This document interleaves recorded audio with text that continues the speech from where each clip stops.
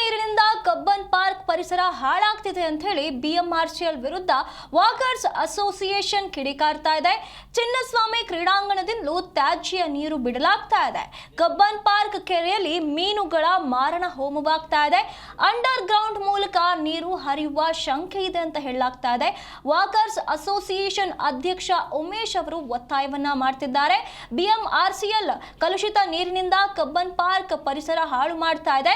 ಇದರ ಬಗ್ಗೆ ಗಮನ ಹರಿಸಬೇಕು.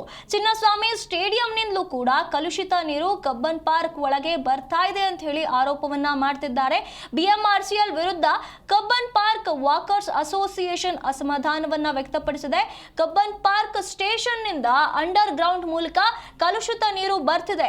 ಇದು ನೇರವಾಗಿ ಕಬ್ಬನ್ ಪಾರ್ಕ್ ಸೇರ್ತಾ ಇದ್ದು ಪರಿಸರ ಹಾಳಾಗ್ತಿದೆ ಅಂತ ಹೇಳಿ ಆರೋಪವನ್ನ ಮಾಡಿದ್ದಾರೆ. ಕಬ್ಬನ್ ಪಾರ್ಕ್ ಕೆರೆಯಲ್ಲಿರುವಂತಹ ಮೀನುಗಳು ಜಲಚರಗಳು ಸಾವನ್ನಪ್ಪಿದೆ ಎಂದು ಅಸಮಾಧಾನವನ್ನು ವ್ಯಕ್ತಪಡಿಸುತ್ತಿದ್ದಾರೆ. ಚಿನ್ನಸ್ವಾಮಿ ಕ್ರೀಡಾಂಗಣದಿಂದ ಕಲುಷಿತ ನೀರು ಕಬ್ಬನ್ ಪಾರ್ಕ್ ಸೇರ್ತಾ ಇದೆ. ಪಂದ್ಯದ ದಿನಗಳಲ್ಲಿ ಕ್ರೀಡಾಂಗಣದಿಂದ ಮಾಲಿನ್ಯಗೊಂಡಂತ ತ್ಯಾಜ್ಯ ನೀರು ಕಬ್ಬನ್ ಪಾರ್ಕ್ ಕಡೆಗೆ ಹರಿದು ಬರ್ತಾ ಇದೆ. ಭಾರೀ ಮಳೆಯ ಸಮಯದಲ್ಲಿ ಪರಿಸ್ಥಿತಿ ಮತ್ತಷ್ಟು ಗಂಭೀರವಾಗಬಹುದು. ಈ ನೀರಿನ ಬಹುಪಾಲು ಕಪ್ಪು ಬಣ್ಣದಲ್ಲಿ ಇರುತ್ತದೆ, ದುರ್ವಾಸನೆಯಿಂದ ಕೂಡಿರುತ್ತದೆ ಎಂದು ಆರೋಪವನ್ನ ಮಾಡ್ತಿದ್ದಾರೆ. ಕಬ್ಬನ್ ರಸ್ತೆ ಭಾಗದಿಂದ ಕ್ವೀನ್ ಪಾರ್ಕ್ ಮೂಲಕ ಕಬ್ಬನ್ ಪಾರ್ಕ್ಗೆ ಹರಿಯುವಂತ ಹಳೆಯ ರಾಜಕಾಲುವೆ ಇದೆ. ಸಾಕಷ್ಟು ಮೀನುಗಳು ಮತ್ತು ಪಕ್ಷಿಗಳು ವಾಸಿಸ್ತಾ ಇವೆ.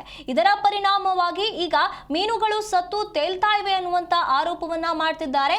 ಹಾಗಾಗಿ ಅಧಿಕಾರಿಗಳು ಇದನ್ನ ಪರಿಶೀಲಿಸಬೇಕು ಅಂತೇಳಿ ಆಗ್ರಹಿಸುತ್ತಿದ್ದಾರೆ.